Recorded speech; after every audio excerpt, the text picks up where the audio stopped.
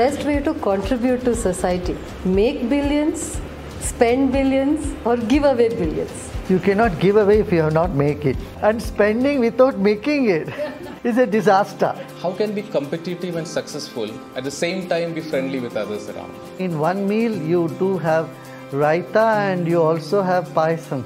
Nothing prevents you from having both. Gurudev, what is your management style? My style is I don't manage.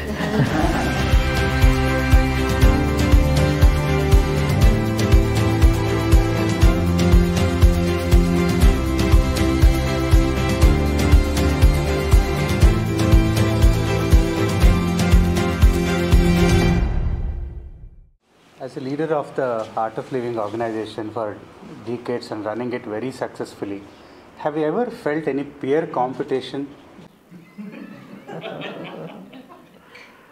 In fact, I don't run at all. I just give what I have, what I know. Where is the competition there? Competition is when you want to get something, you want to achieve something. It's only a matter of giving. Even that giving, there is no effort. When there is no effort, there is no competition, no challenge. Gurudev, what is the best way to contribute to society? Make billions, spend billions, or give away billions? You cannot give away if you have not make it. And, and spending without making it is a disaster. So, obviously your question says you have to make. But while making, make sure that you don't cross the line. You don't make in such a way that you break yourself. So we need to bring the balance, life-work balance in. What's the magic ingredient of success and how can we develop a success mindset? Well, in the running race, you only look at your track and you do your best. You don't look left and right. If you keep looking at the left and right, who is going where, you will lose your race. I would say, you must be focused, you must be intuitive, and for all this, meditation will be the biggest aid for you. If we meditate regularly, twice a day, your intuitive ability will become better, and your innovative spirit becomes better. You realize your success depends on you and you only. Pulling down others is not going to make you run faster. We need to look at our track and put our 100%. For this you need enough energy. You need to have a stress-free mind and a clear vision of where you want to go, what you want to do. And intuitive ability. Without intuition, business cannot happen. You ask all the successful people, whoever had any success in thing, they said, sometime this idea came to me and it clicked. That is where meditation can be of immense benefit for businessmen. Your communication skills improve. Business, most of it is all about communication. Even a good deal can fall through if the communication is not efficient. And on top of all this, there is a sense of confidence that meditation can build in you, which can help you to grow and overcome all the obstacles that you might come across in business. Most of the disaster we create is due to our impulsiveness. In an impulsive way, emotionally you take a decision and then you keep regretting about it later, right? So meditation helps there also. All in all, it just brings so much happiness in you, which is the goal of all wealth. Suppose you have all the wealth and you are miserable, what good that wealth is for? Our wealth is for to create physical comfort and happiness in life. If this goal is not achieved, then there is a serious lapse there, isn't it? It's almost like saying operation is successful but the patient died. Most people do not even pay attention to this fact. And so they are unhappy, not knowing why they are unhappy. They are running around and they don't know where they are going, why they are running. Gurudev, in today's corporate world, success is measured by income, your position, stakeholders, social networks. The question is that all that success is? No doubt, success is measured by the wealth they have created and the reach out of that company or entrepreneur. But don't forget one aspect. If the person doesn't have confidence, he looks shaken, or if the whole setup is ridden with fear, I don't consider this as a successful venture. To me, a sign of success is an undying smile and a confidence that doesn't wither away. Guruji, I often land in a conflict between what I think is the right thing to do versus what my boss wants me to do. How should I navigate this? Just imagine you are a boss and everyone under you think they know better than you. They would be giving very hard time to you. You won't be able to execute any work. So we must give that benefit of doubt, and there is a way, there is a skill to impress your boss. Give your ideas, but don't tell him your idea is wrong, my idea is good. You tell them, sir, I think this way, what do you think? Why don't you look into this? Why not we look into this? Don't even say you look in. Why not we look into this? This is better for the company, isn't it? What do you think? You know it better. The last word, you know it better, doses down the ego and it brings more listening in the people. These are communication skills. No business can work without teamwork. Even a boss cannot be a dictator in any business. There need to be consensus. There need to be consultations. They need to listen. A business leader will have to have all ears and eyes. For any business to be successful, a business leader will have to have multiple feedbacks. He doesn't have to take all the feedback, but at least he should listen to all the feedback. Gurudev, what is your management style? My style is I don't manage. I let things happen. Guruji, as leaders, how can we encourage our people to be good team players? And what are the qualities of an effective team player? One of the main ingredients of team spirit is tolerance. Tolerance to diversity. In your team, there are people who are all very different, and not everybody is same, but you need to tolerate, number one. Second, not question the wisdom of the leader. Doubt the leader. If you are doubting the leader, how can there be teamwork? Third thing is, when a goal is set, bring back your focus on the goal again and again. Not on the personalities, not on your colleagues. If your goal is paramount, you will take along all others with you.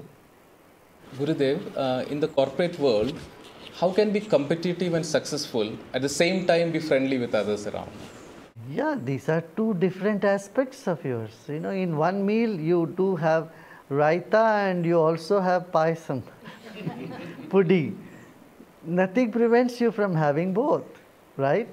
One is salty and another is sweet, but you can enjoy both.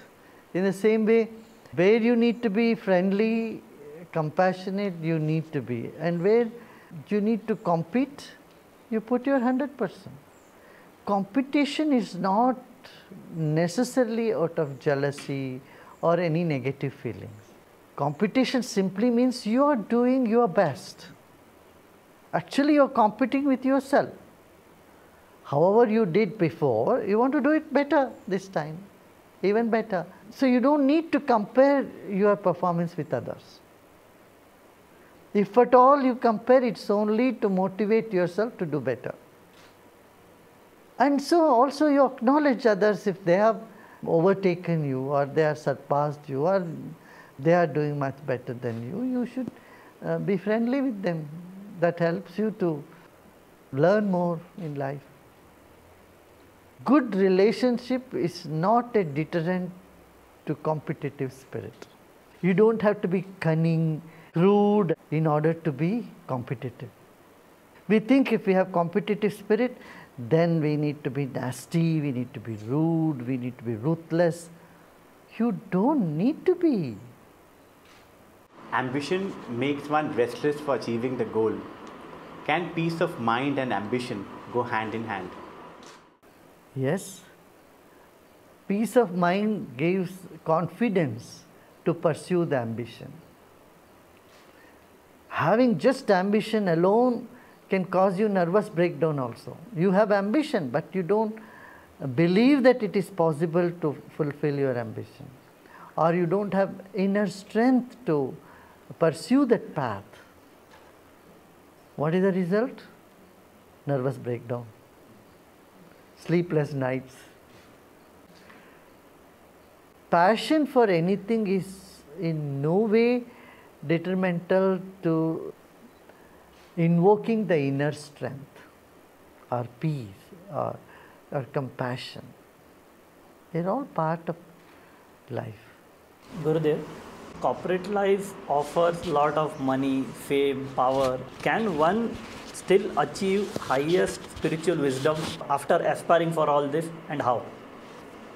Following a good hygiene is in no way detrimental for your work. In fact, it complements. Similarly, spiritual practices give you your inner strength. Anyway, you spend 6 to 8 hours sleeping. When you sleep, you are no longer doing business, right? You are not businessman 24 hours, I tell you. Like that, a few minutes of your time you take conscious relaxation or meditation, spending time in wisdom. This will complement your other activity. So one can be enlightened and a businessman. Yeah. Kabir was a worker, he was a weaver. And you will see there was a Machaya who was a cobbler. There were people, Kumbhara, there was one who would make the pots. He was an enlightened saint. And similarly, there are many poets, many professionals. From almost every profession, there has been people who have been in wisdom, who have got enlightenment. So, don't think any activity, any profession to be counterproductive to spirituality, if it is done ethically. Anything done unethical definitely will hamper your spiritual growth. Gurudev, how should organizations drive entrepreneurial spirit with their employees? First of all, they should understand that this is the tree that's giving them shade and they need to nurture it. And a sense of belongingness to the business that they are working for. Okay, I do some work and I take what I need and I go. There need to be sense of connectivity or sense of belongingness with the business itself. Then there is reverence, respect for their sustenance. When you know this is the cow that's giving you nourishment, you will definitely feed the cow and you will feel that sense of belongingness with it. In the same way, a business is sustaining your life, your home, and if you allow the business to go down, ultimately you are at the receiving end. Many saints in this country have said work is worship. If you can consider work as the source of your sustenance and attach the sacredness to it, makes a whole lot of difference. How does one ensure that they get well recognized for their efforts that they're putting in their organization? More confident a person is, more talented a person is, he always feels he has not been recognized. That indicates you are confident about your abilities. Better keep that. When it comes to receiving gifts, you should feel that you are not worthy of it, because you have got more than what you need. This is what makes you humble. As far as rewards are concerned, there is a difference between a grace and gift that you get from the divine. There you always feel you don't deserve what you are getting. And this is a sign of blissful, happy state. But when it comes to your action, and when you feel you are not rewarded enough, that shows you have a lot of talents, you can do even more, and you can do even better. And remember one thing, one day your efforts will always be recognized. If not today, tomorrow or someday later. Gurudev, as a leader, when I'm humble, people take me for granted. And if I'm firm, then they feel that I'm unempathetic. So how do I deal with this situation? Listen to your own conscience. If you have not been compassionate, your conscience will prick you. Forget about what others say. You don't need to pay too much attention to what others say. Your people's opinion change, their mind change, their comments change in no time. And if we base our whole action on someone else's opinion and their feelings, their emotions, we'll be nowhere. So we must listen to ourselves, our own conscience, go by our own conscience. In these times when you've had to lay off people and you have to take tough decisions, how do you lose your human values at that time, or how do you manage that? When you had to save a business, and for saving a business you had to lay off some people, you must do it. Don't have to get too emotional about it.